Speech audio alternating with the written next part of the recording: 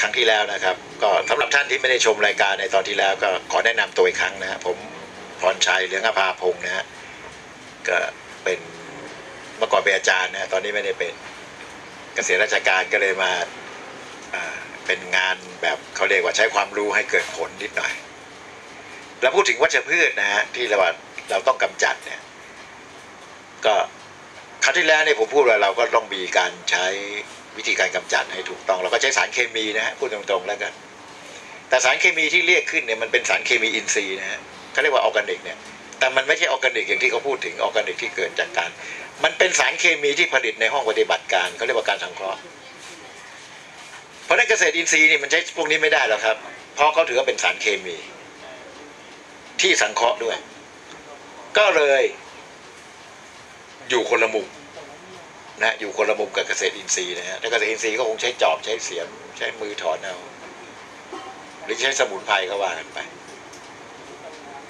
ทีนี้เหตุการณ์ที่มันเกิดขึ้นเฉพาะหน้าตอนนี้ก็2-3 เดือนที่ผ่านมาเนี่ยเขาก็มีพูดถึงเรื่องว่าเขาจะยกเลิกลดเลิกการใช้สารเคมี3 ตัวนะก็คือพาราควอดไกลโฟเสตแล้วก็โคไพลิฟอร์ดไกลโฟเสตกับพาราควอดเนี่ยก็คือยาที่เราเรียกว่าฆ่าหญ้าส่วนโคไพลิฟอร์ดเนี่ยก็คือยาฆ่าแมลงยาฆ่าหญ้า2 ตัวในที่ถูกยกเลิกเนี่ยก็มีสาเหตุต่างๆนะเขาก็มีคณะกรรมการเฝ้าระวังเขาบอกว่าอันตรายแล้วมันเป็นอย่างนี้มานะมันอยู่ในแหล่งอะไรก็ว่ากันไปเนี่ยกระทรวงเกษตรก็รับลูกแล้วรับฟังแต่ไม่ทราบเขาบอกว่ามีเหตุผลนะบางคนบอกเขารับฟังเฉยๆนะยังไม่ได้ตัดสินใจอะไรเลยจริงๆเขาตัดสินใจไปแล้วส่วนหนึ่งเขาก็เลยทำเป็นขั้นตอนมาว่าทำอย่างนี้อย่างนี้ขั้นตอนล่าสุดที่เขาทำอยู่เขาก็มีวิธีการคือออกมาฟังความคิดเห็นของพี่น้องประชาชนคนฉีดคนขายคนอะไรเนี่ยทั้งให้อย่างกว้างขวางแล้วก็เอาข้อมูลนี้ไปวิเคราะห์อีกทีนึงว่าสมควรจะเข้าสู่ระบบยกเลิกการใช้ยาฆ่าหญ้าไหมคือพูดง่ายๆว่าจะยกเลิก2 ตัวนี้แล้วกันแต่ปีหน้าจะทำยังไงเกิดผมก็ไม่รู้นะเอาเป็นว่ายกเลิก2 ตัวนี้คือพาราควอดทีนี้ผมจะเล่าเรื่องพาราควอดให้ฟังนิดหนึ่งนะพาราควอดนี่ก็เกิดมาในโลกก็40 ปี50 ปีนะฮะก็คือเป็นยาที่ฉีดไปแล้วใครเจอใครตายหมดอ่ะเพราะก็ไปฉีดมันสำปะหลังก็ตายอ่ะ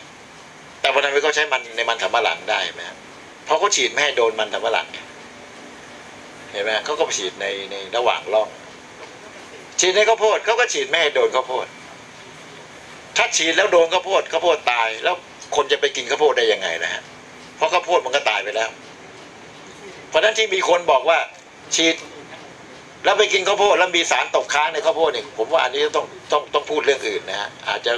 จะบอกว่าลงไปในดินแล้วข้าวโพดดูดมาอะไรเงี้ยแต่ข้าวโพดดูดมันเมื่อไหร่ตายทันทีหรือถ้าข้าวโพดใช้เมื่อไหร่ข้าวโพดจะต้องตายทันทีเพราะถือว่ามันเป็นการถือว่ามันเป็นทำลายไปแล้วผลผลิตมันถูกทำลายเนี่ยก็มีคนไปพูดว่ากินพริกแล้วตายบ้างอะไรบ้างผมไม่อยากจะยกตัวอย่างที่มันเดี๋ยวจะหาว่าเป็นการชี้นำว่ามันจริงนะจริงๆมันก็ไม่จริงอ่ะอย่างนี้แล้วกันพาราควอดนี่เกิดขึ้นมาในโลกเนี่ยเพื่อฆ่าทุกอย่างนะฟังดูน่ากลัวนะฮะแต่การที่จะได้พาราควอดมาเนี่ยเขาก็ได้คัดมาจากเป็น100,000 ตัว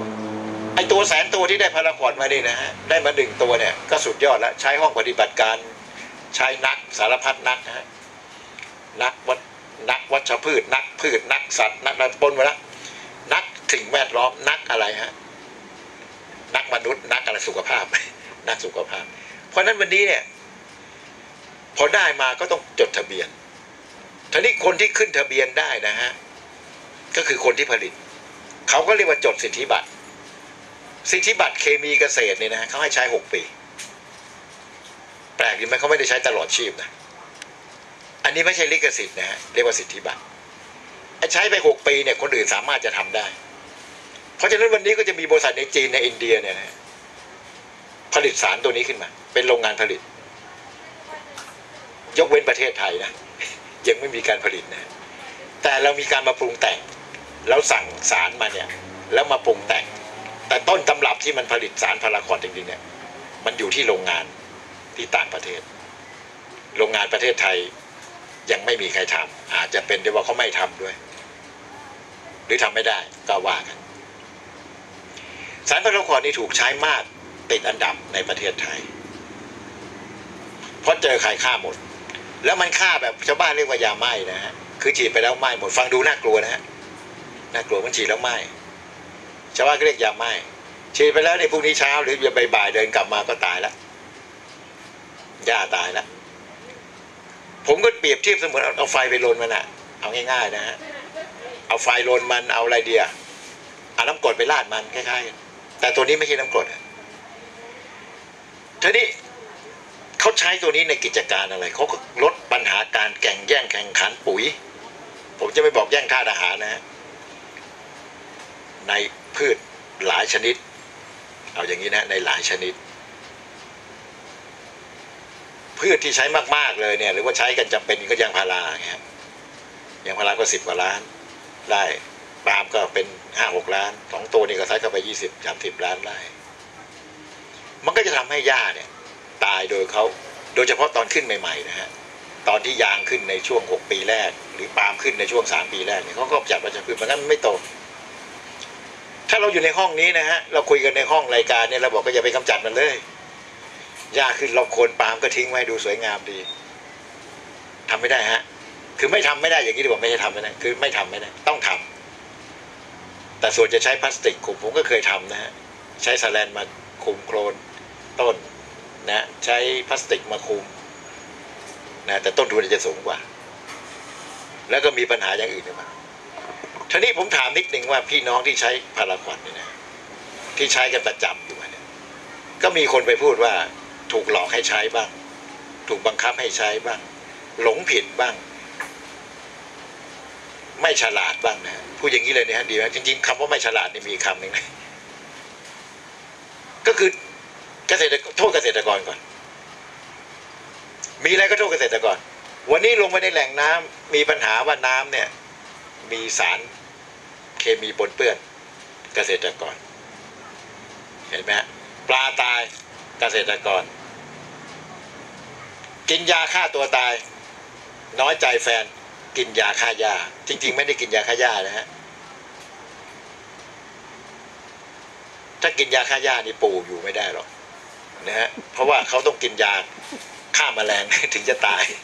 เพราะว่าจริงๆแล้วเนี่ยยาฆ่าหญ้าปัจจุบันก็กินแล้วตายอย่างนี้แล้วกันแต่ว่าเขาไม่ให้กินอ่ะเมื่อ2 วันนี้มีข่าวมาว่าทางจังหวัดในภาคเหนือเนี่ยมีที่หนึ่งก็คือนี่จดเป็นสถิติไว้เลยนะฮะว่าผู้ที่ได้รับผลกระทบจากยาฆ่าหญ้าเนี่ยถึงชีวิตเนี่ยมีอีก1 รายแล้วออกมาใน Facebook ว่าไม่รู้ไปใส่ในขวดน้ำดื่มและให้คนมากินเข้าใจว่าเวลากินของน้องเขาเนี่ยเข้าใจว่าเขาคงหลับปิดจมูกกินนะมันกินไม่ลงนะจริงๆผมบอกตรงๆว่ามันไม่ได้สิ่งที่น่ากินเลยจะบอกกินแล้วมันเหมือนน้ำสีดำมันไม่ใช่ฮะนอกจากกินไม่ได้แล้วมันอ้วกเลยนะอันนี้ข่าวมาแค่นั้นผมก็ไม่ได้ดูว่ามันคืออะไรแต่ว่าลงข่าวมาแล้วว่าเป็นยาฆ่าหญ้านะเพราะยาฆ่าหญ้าก็อีก1 คะแนนแล้วเสียไปแล้วว่าอะไรฮะโดยการบังเอิญหรือโดยการสับเพร่าแล้วก็ทำให้คนเนี่ยไม่รู้คือกินเข้าไปเพราะฉะนั้นวันนี้ก็ขึ้นในตัวเลขอันหนึ่งว่าผลของยาฆ่าหญ้าเนี่ยทำให้คนเสียชีวิตอันนี้ก็แล้วแต่ท่านผู้ฟังนะฮะท่านผู้ชมว่าจะตีความหมายว่าอะไรแต่ผมเชื่อว่าไม่น่าจะเป็นยาฆ่าหญ้านะเพราะว่าจะกินยายี่ห้อนี้อะไรนี้เนี่ยอาจจะไม่รู้ยี่ห้อไหนนะว่ามันกินไม่ลงหรอกฮะเพราะมันรสชาติมันไม่น่ากินหรอกคือว่าใส่ปากไปมันก็ต้องพ่นทิ้งนะให้ถ้าพูดให้ลึกไปว่ายาฆ่าหญ้าเนี่ยเขาผสมพวกยาที่ทำให้อาเจียนเขาก็มีอยู่ในปัจจุบันก็มีอยู่นะฮะแล้วก็ยังอยู่ในข้อบังคับอย่างสารพาราควอร์ดในปัจจุบันเขาก็ทำเป็นสีฟ้าอมเขียวนะฮะประมาณนั้นผมไม่รู้เรียกสีอะไรนะให้ไม่มีเหมือนใครอ่ะพูดง่ายๆว่าจะไปเหมือนน้ำดื่มเครื่องดื่มอะไรมันไม่ใช่2คือเขาผสมยาอ้วกไปผมมาพูดตอนนี้นะฮะท่านผู้ชมอย่าไปคิดว่าผมเนี่ยเข้าข้างหรืออยากให้ใช้ยานะมันอยู่ที่ตัวพี่น้องเกษตรกรเองว่าจะใช้หรือไม่นะครับมันอยู่ที่ตรงนั้นผมพูดเสมอว่ายาฆ่าหญ้าเนี่ยให้เป็นโอกาสสุดท้ายดีไหมไม่ใช่ตื่นเช้ามาไม่มีอะไรเลยก็ยาฆ่าหญ้าที ถ้ามีวิธีการอื่นเชิญเลยฮะไม่จำเป็นต้องใช้ยาฆ่าหญ้าหรอกครับแต่ที่เขาจำเป็นต้องใช้เป็นเรื่องของเขาเกษตรกรเขามีความจำเป็นเขาปลูกใน5 ไร่ 10 ไร่ 100 ไร่1,000 ไร่ก็เรื่องที่พี่น้องเกษตรกรทีนี้ยาฆ่าหญ้าเนี่ยนะฮะถ้าพูดกันให้ตื่นเต้นหน่อยก็คือว่าวันที่31 ธันวานี้นะปี61เนี่ยปี61ก็จะเลิกห้ามการนำเข้านะฮะแล้วก็ปี62เลยก็คือ31นี่ก็จะยกเลิกเลยห้ามมีในผืนแผ่นดินไทยนะใครมีก็โดนจับไม่ใช่มาห้ามใช้เลยนะฮะปรากฏว่าพูดไปปุ๊บนี่วันนี้เกิดการตื่นเต้นตื่นตระหนกไปซื้อยาฆ่าหญ้าตุนไว้คือจงตุนไว้2 ปีนะฮะไม่ต้องไปซื้อแล้วครับแต่เขาขึ้นราคาก็เรื่องของเขานะครับเดี๋ยวคราวหน้านะฮะทั้งพักสักครู่เดี๋ยวจะมาพูดถึงเรื่องว่าถ้าไม่มีเนี่ยจะได้ไหมนะครับ